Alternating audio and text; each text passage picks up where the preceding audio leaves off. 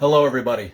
Hello, everybody, and welcome to a Living on Music moment on ZTV, along with the Zebra Press, as we continue our celebration of the All Roads Lead to the Birchmere book, written by owner Gary Oelze and local accomplished bio writer Stephen Moore.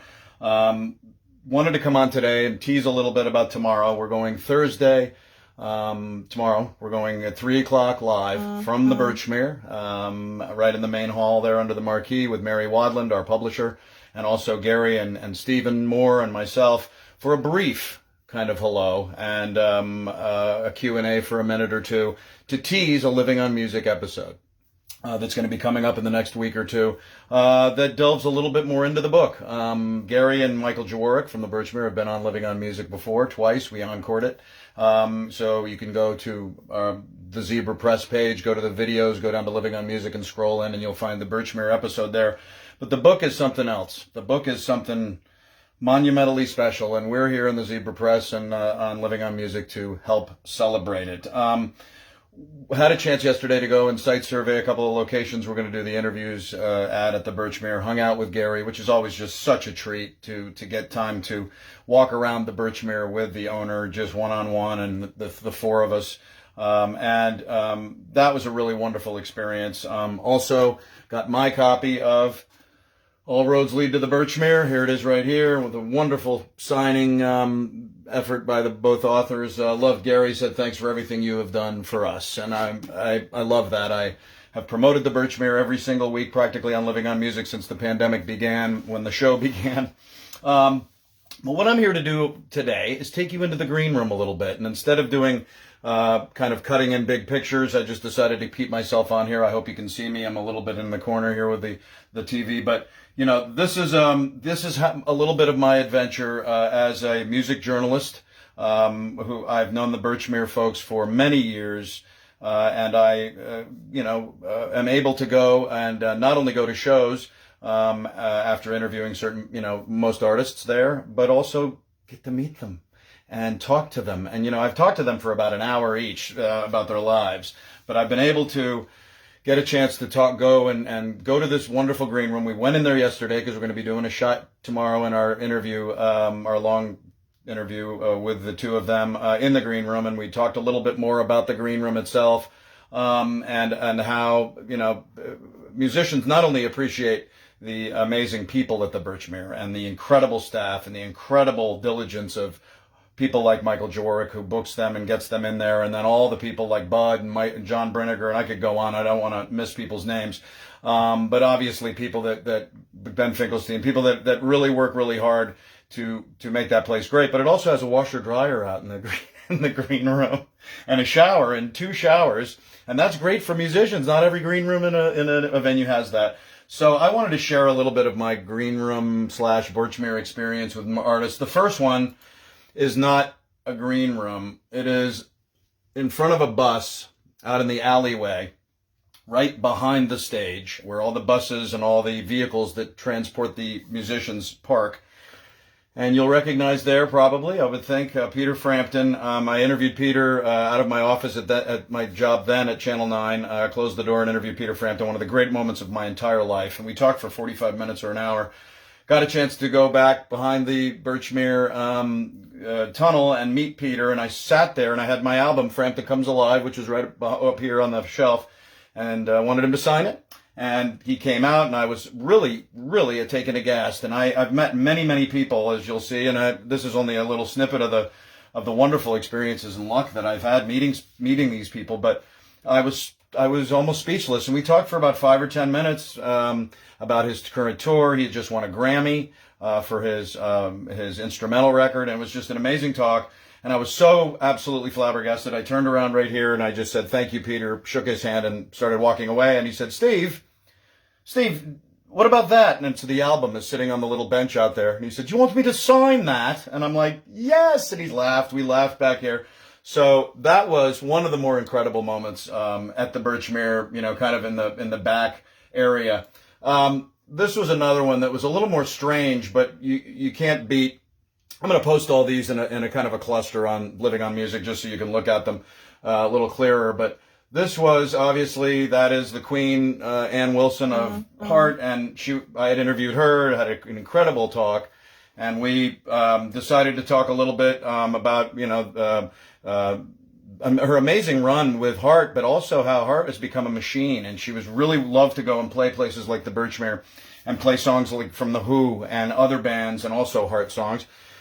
I got there, and usually you don't go in first and meet an artist at the Birchmere. Anybody, all my artist friends and all the journalist friends know that you don't meet them beforehand, because they're all getting psyched for the show. And I even know that in my much smaller cover band world, you kind of get all excited before the show and set, and then you talk to people during or after. So they still had me come in and meet Ann beforehand, and I walked in, and it was just Ann, and the picture was a little too light, but the all made up, mic'd in her ears. The band is in there with her. Nobody else in there but me and her PR person in the band. And I'm like, hi. And I went over to her, and she's like, hello. And I'm like, you remember we talked, Steve Howe? She goes, oh yes, I remember we talked about whatever. So it seems like she did remember the call. And the PR said, do you want to get a picture? And I said, well, absolutely. And even though it was a weird moment, it was in the green room, which we were in last night, and the walls are now green, actually green room, and the posters are down, and I guess they're going to be redoing that a little bit. This goes on as I go through here. Here's another one of my favorite moments of all time in the green room with one of my favorite people in the world, musician-wise, Steve Earl. Just saw Steve about 2 months ago up in Delaware at the Freeman Pavilion. Loved Steve, interviewed him twice, finally got to meet him in the green room at the Birchmere. It's like a haven, a utopia for me to be able to go there. And that was a great talk with Steve about our interview and about his show and things that were going on with him. These were pretty unbelievable. 2 times I interviewed David Crosby and got a chance to really chat with him. And this was actually during the pre-election between Hillary Clinton and I believe Donald Trump. We were talking about politics, and he had a bunch of kids in there. And what an amazing guy. And all the stuff that you can say about David and his challenges and downers. He's an amazing guy, and he's still smart. And we talked for a long time. Got to hang out with John Friedman. My dear friend went with me and got to end up meeting David. So that was a treat for John. And I love that, bringing friends to meet these amazing people. Then, about 3 years later or more, I interviewed David again, and we got to go and talk to him in the Birchmere Green Room. Suzanne and I got to go in and see David. It was an incredible, incredible moment with this incredible man. And that is, again, what this Green Room is really all about. It is for the musicians to relax before and after the show, but also for people that they know well, family, friends, and, guys who talked to them for an hour about their lives. And he remembered the interviews we did, and we talked a little bit about, those kind of things. So that was amazing. Here's another unbelievable moment in the green room at the Birchmere with John Hyatt, who I had wanted to interview for many years. And just, it has to work well, and the tour has to go, and your schedule and their schedule and all that. And it just never had worked until about 2 years ago. And I got to not only go see him do his incredible solo show, but also a chance to meet John Hyatt. And what an incredible man. I don't have to tell much about him if you know who John is. One of the great singer-songwriters of our time. And again, what a thrill that was. Herb Alpert, one of my parents' favorite musicians, had multiple albums of Herb. And I got to interview Herb, and he was in his mid-80s, I believe, but still very, very lucid and exciting and fun. And we talked about music, and I couldn't believe that right in front of the green room, I got to meet Herb Alpert, and I was teary because he reminded me of my parents, and he got a little moved. It was one of those emotional movement meetings of one of these amazing people.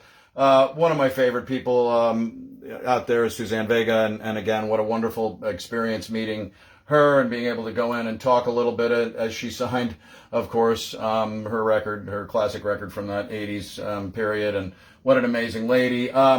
This was great. He just had his 72nd birthday. I don't remember the number. Southside Johnny Lyon.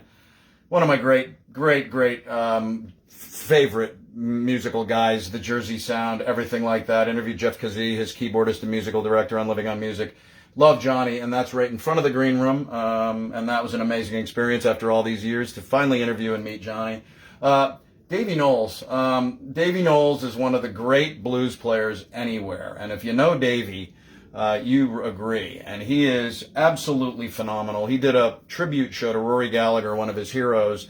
And this was at the Birchmere in the blue green room. There we go. And Davey and I got to meet, and Suzanne and I got to meet him at the Tally Ho a year later. What a sweet guy, and what a phenomenal blues player. Oh my gosh, just an incredible guy. Another guy who you guys know about blue, if you know blues, roots blues, and kind of swamp blues, it's Luther Dickinson of the North Mississippi All-Stars. And I fell in love with them years ago. I went to see them at the State, got there early before my then wife was going to meet me. I went in the side door of the State Theater, and there was Luther and Cody and their bass player rehearsing. Nobody kicked me out. I didn't barge in. I just sat down in a little chair near the door. And then I walked over and met Luther, and a few years later, I interviewed him, and then a year or two later, I got to meet him, and what an amazing, amazing guy. North Mississippi All-Stars. Lamar Williams Jr., from the son of Lamar Williams from the Allman Brothers, is playing on this record as well, the new North Mississippi All-Stars record. This is Kurt Newman, one of my favorite bands, Bodines. You guys know the Bodines. Again, for me, this has not really been a financially lucrative part of my career. TV was fine in that way, but doing music interviews and things like that was all about enriching my soul and my musical heart and meeting the people that I love, their music, and that's what most of these people you're seeing here are part of that. And Kurt Newman's no exception. I'm a huge Bodines fan and loved seeing him and meeting him.